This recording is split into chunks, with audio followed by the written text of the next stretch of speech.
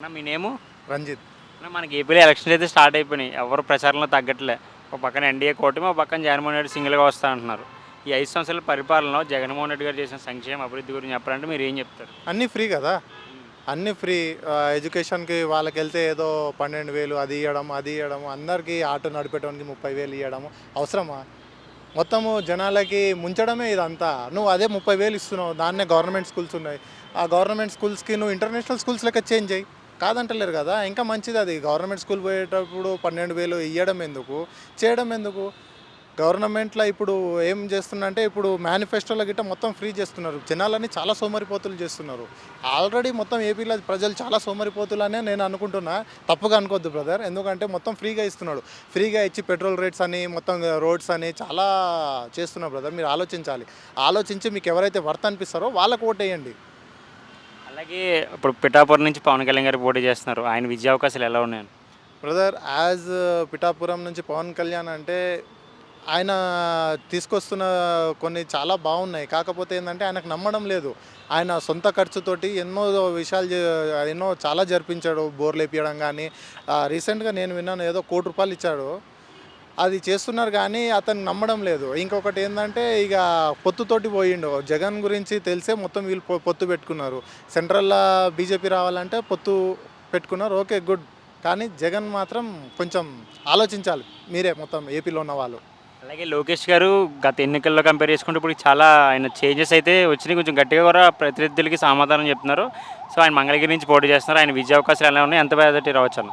చెప్పలేము. అది అక్కడ డిపెండ్ ప్రజల మీద. అతన్ని నమ్మాలి. నమ్మండి. మీకు ఎవరు మంచి చేస్తారో నమ్మండి. జగనైనా ఓకే, ఎవరైనా ఓకే. కానీ ఫ్రీ ఎవరైతే ఇస్తారో అది మాత్రం నమ్మకండి. ఎందుకంటే ఫ్రీ వచ్చిందంటే మొత్తం జనాలపైన భారం పడతది. అది ఫ్రీ బసెస్ అంటున్నారు. ఆల్రెడీ ఇప్పుడు తెలంగాణలో ఫ్రీ బసెస్ అంటున్నారు. అది అంటున్నారు, ఇది అంటున్నారు, చాలా అంటున్నారు. కాకపోతే ప్రజల పైన భారము వద్దనుకుంటుర్రు. కాకపోతే బడ్జెట్ అనేది కొంచెం చాలా పెరిగిపోతుంది. బడ్జెట్ పెరిగిపోతుంది. అలాంటి టైంలో ప్రతి ఒక్క రేట్స్ అనేది ఆటోమేటిక్‌గా పెరిగిపోతది. అలాగే వైసీపీ గవర్నమెంట్‌లో జగన్మోహన్ రెడ్డి గారు ఒక ప్రామిస్ చేశారు 3 క్యాపిటల్స్ అని చెప్పేసి అది ఎందుకు కంప్లీట్ చేయలేకపోయారు అనుకుంటారు మీరు? 3 క్యాపిటల్స్ అనేది నాట్ ఏ జోక్. ఇప్పుడు ఒక్కదాని క్యాపిటల్ అంటేనే అక్కడ ఎవరైనా సంస్థలొచ్చినా గానీ ఒక దగ్గర ఇన్వెస్ట్ చేయగలుగుతారు. 3 దగ్గర ఇన్వెస్ట్ చేయాలంటే కష్టం గదా! ఇప్పుడు హైదరాబాద్ ఉంది. హైదరాబాద్ చూడండి ఎట్లా అయితుంది. ఇప్పుడు మొత్తం గచ్చిబౌలి చూడండి, మాదాపూర్ చూడండి ఒక రేంజ్‌లో డెవలప్‌మెంట్ అయింది. అలా అని మీరు 3 క్యాపిటల్స్ అని 3 డెవలప్ చేయాలంటే కొన్ని సంవత్సరాలు పడుతుంది.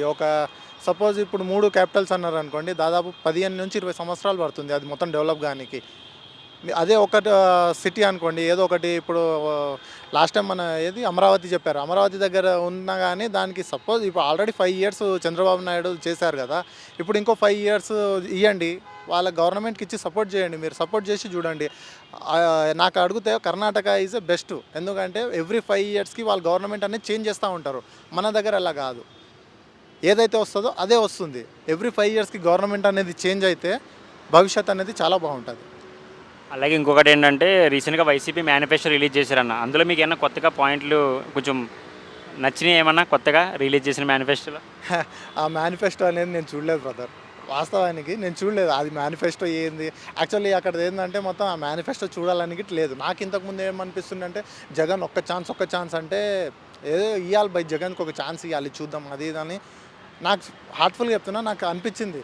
ఎప్పుడు జగన్ వస్తే మొత్తం అయిపోతదనుకుంటున్నా నేనైతే ఇంకా. అలాగే రీసెంట్‌గా జగన్మోహన్ రెడ్డి మీద దాడి జరిగింది గులకరాయితో. అదేమన్నారంటే లాస్ట్ టైం కోడికత్తి డ్రామాలాగా ఎలక్షన్ ముందు ఇదొక సానుభూతి ఓట్ల కోసం మళ్ళీ ఇదొక డ్రామా అని చెప్పేసి ప్రతిపక్షాలు అలాగే ప్రజలు కూడా చెప్తున్నారు. సో, మీరెలా చూస్తారు దాన్ని? అది డ్రామా అని నేను గిట్ట డ్రామానే అనుకుంటాను. ఎందుకంటే న్యూస్‌లో చూసిందేందంటే ఎక్కడనో చిన్న పిల్లలు వేరే వాళ్ళు ఆడుకుంటూ ఉంటే వాళ్ళని అరెస్ట్ చేశారు. అది ఇది అని చెప్పి విన్నాను. కానీ ఇంకా అది ఫ్యూచర్ ఇంకా ఫర్దర్ యాక్షన్స్ ఏం తీసుకున్నారో తెలీదు. అది మాత్రం ఇక చెప్పాలంటే అది నమ్మశక్యంగా లేదు. ఎందుకంటే వాళ్ళ బాబాయ్ ఉన్నారు. వాళ్ళ బాబాయ్ హత్య కేసులో ఉన్నారో వీళ్ళే ఉన్నారు కదా! సీబీఐకి ఇవ్వచ్చు, సీఐడీకి ఇవ్వచ్చు. ఇప్పటివరకు వాళ్ళ బాబాయ్ హత్య కేసులో ఏమైందో అదే తెలీదు. అటువంటిది ఒక చిన్న రాయి పడితే అది ఎట్లా వచ్చి పడ్డదో అనేది ఎవరికీ తెలీదు అది. ఆయన కావాలని చేయించకుండా లేదంటే పక్క నుంచి అన్‌వాంటెడ్‌గా చేసిర్రా లేదంటే వాంటెడ్‌లీ ఎవరైనా చేసిర్రా అనేది తెలీదు కదా! వాళ్ళ కుటుంబం నుంచి సునీత గారు వచ్చి ప్రతిరోజు ఒక ప్రెస్ మీట్ అని ఒక వీడియో రిలీజ్ చేసినా ఎందుకు సొంత చెల్లికి న్యాయం చేయలేకపోయారంటారు మీరు? అటు షర్మిలకి కావచ్చు ఇద్దరికి. షర్మిలక్క అనేది ఇక్కడ మాట్లాడకపోవడమే మంచిది. ఎందుకంటే ఇక్కడ ఒక పార్టీ పెట్టిర్రు. దానికి కట్టుబడి ఉండేదుండే. ఒకవేళ సపోజ్ రావచ్చు, రాకపోవచ్చు. దానికి మళ్ళీ కాంగ్రెస్లో విలీనం చేసి మళ్ళీ అక్కడ పోయి మళ్ళీ అదే కాంగ్రెస్లో పీసీసీ పదవి తీసుకొని అది చేసుకుంటే నాకు కొంచెం గలీజ్ అనిపించింది బ్రదర్. నాకు ఇక్కడ ఏదైనా సొంత పార్టీ పెట్టుకోను, అక్కడ పోయి నువ్వు సొంత పార్టీ పెట్టుకునేది ఉండే, కానీ మళ్ళీ కాంగ్రెస్లో పోయి కలవడం అనేది నాకు కొంచెం సిల్లీ అనిపించింది అది. అలాగే ఇప్పుడు మనకి చూసుకుంటే వైసీపీలో కొంతమంది మినిస్టర్స్ ఉన్నారు, టార్గెట్ ఫ్యామిలీస్ని పర్సనల్గా టార్గెట్ చేసేవాళ్ళు. కొడాలి నాని అవ్వచ్చు, అంబటి రాంబాబు అవ్వచ్చు, అనిల్ కుమార్ యాదవ్, ఆ రోజా గారు అవ్వచ్చు. ఎందుకు గత కొన్ని రోజులకి వెళ్ళి సైలెంట్ అయిపోయారు? ఏమైనా ఓటమి భయంతో ఏమైనా భయం పట్టుకుందంటారా? అది చెప్పలేము. ఆల్రెడీ వాళ్ళకి తెలిసి ఉంటుంది. ఎందుకంటే సర్వేలు ఉంటాయి. సర్వేలు చెప్పేస్తాయి వాళ్ళకి. ఎంత డిపాజిట్ గిట్ట రావచ్చా, రాకపోవచ్చా అనేది సర్వేలు ఉన్నాయి బ్రదర్. ఆ సర్వేలు వాళ్ళకి తెలుసు. ఎందుకంటే వాళ్ళు ఆల్వేస్ ఇప్పుడు మినిస్టర్లుగా ఉన్నారు, ఇంతకుముందు ఎమ్మెల్యేగా ఉన్నారు. వాళ్ళకి ఉంటుంది కదా, కొంచెం అవగాహన ఉంటుంది. ఎవరైతే గెలుస్తారు, గెలవరు అనేది అవగాహన ఉంటుంది. వాళ్ళకే తెలియాలి అది. ఇంకొకటి ఏంటంటే ఫైనల్గా ఇప్పుడు ఎన్డీఏ కూటమికి ఎన్ని సీట్స్ రావచ్చు? 400+ రావడం అనేది అది కామన్. అది కంపల్సరీ రావాలి. ఎందుకంటే మనం పప్పుకి ఇస్తే మొత్తం దేశం మొత్తం పప్పు అయిపోతుంది. నరేంద్ర మోడీ కావాలి అంతే. వైసీపీకి ఎన్ని సీట్స్ రావచ్చు? వాళ్ళు వై నాట్ 175 అన్నారు కదా. 175 ఇస్తే అర్ధగుండు గీసుకొని సగం మిసం తీసుకొని తిరుగుతాను నేను. 175కి 175 వస్తాయి. ఫైనల్గా అయితే ఏపీలో మార్పు రావాలని కోరుకుంటున్నారు. మార్పు రావాలని కోరుకుంటున్నాం. ఒక ఛాన్స్ ఇవ్వండి ఈసారి. మన పవన్ కళ్యాణ్ గారు ఉన్నారు, అలాంటి చంద్రబాబు నాయుడు గారు ఉన్నారు. ఇప్పుడు ఏపీ బాగుపడాలంటే Chandrababu Naidu is the best.